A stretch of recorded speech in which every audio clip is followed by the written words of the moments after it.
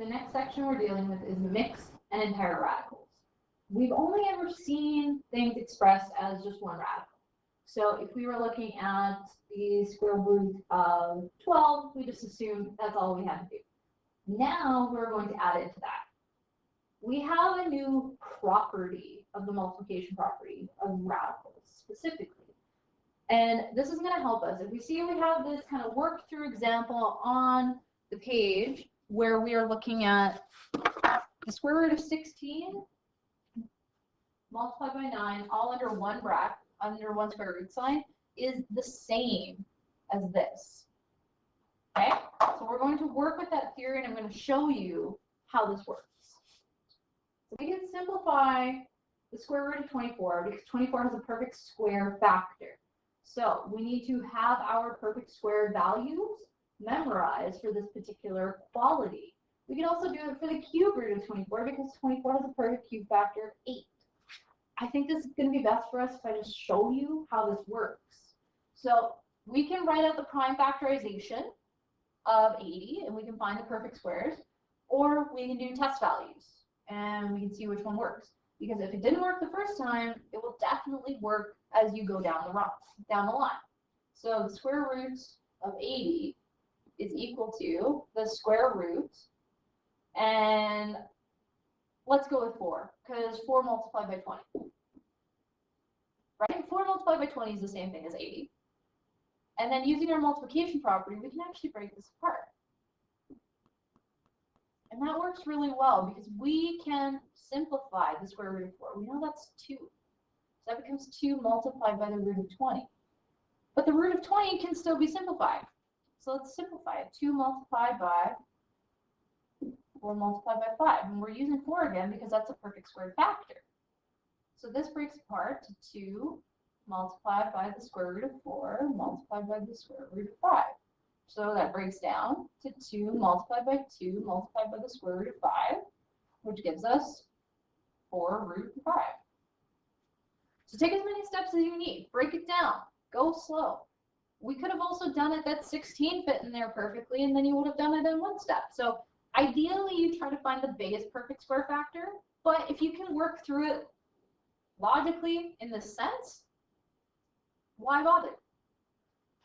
Let's look at this one. The cube root of 144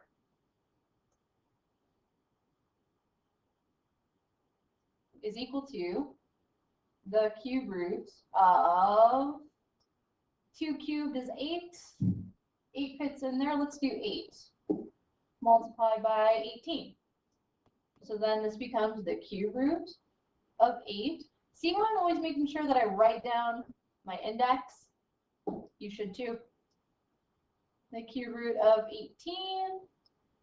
The cube root of 8 we know is 2. And cube root of 18.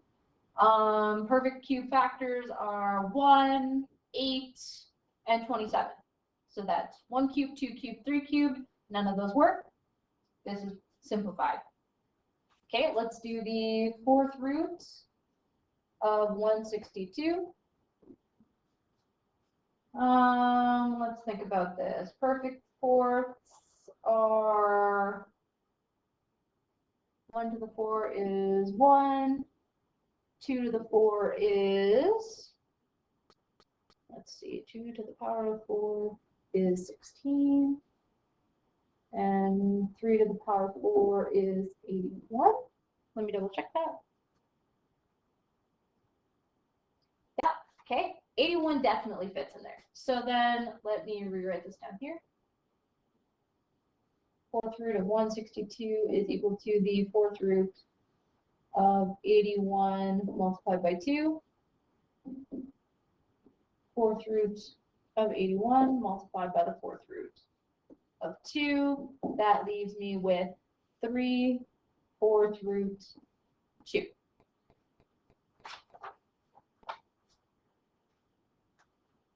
We'll have some more practice here, writing radicals in simplest form. So the 3rd root of 40, or cube root 40, is equal to the cube root of 1 cubed is 1, 2 cubed is 8. 8 works in there, multiplied by 5. 3 third root 8 multiplied by third root 5 is equal to 2 third root 5. All right, now we check 26. So 1 squared is 1, 2 squared is 4, 3 squared is 9. None of those work yet. 4 squared is 16, and 5 squared is 25. So none of these work. It's already in its simplest form. So we don't need to do any more, but please check. And like I said, you can use your calculator to check. Just show your work so I know what you're doing. 4th root of 32. Thinking back to our list that we just did. 1 to the 4 is 1. 2 to the 4 is 16, I believe. Let me double check. Yeah, and 16 fits. So then we go 4th root of 16 multiplied by 2.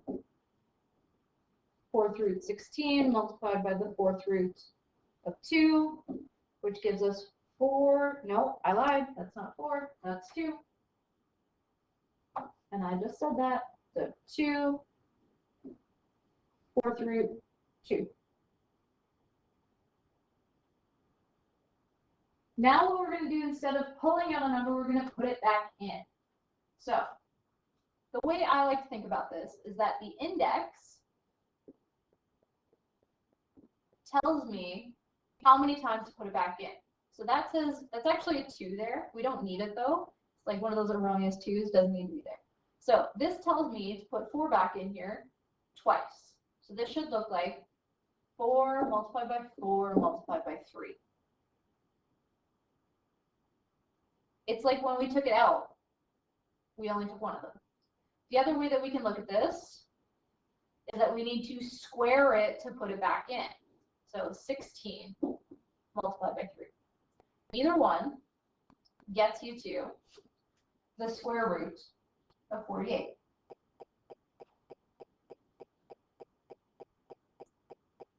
When we look at 3 cube root 2, this tells us to cube it to put it back in, or to put it back in 3 times.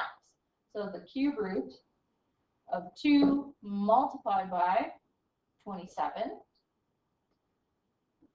cube root 54. 2 fifth root 2, put this back in under the radical sign, sorry, 5 times, or 2 to the power of 5, which if you played that 2048 game, you might recognize that it should be 32.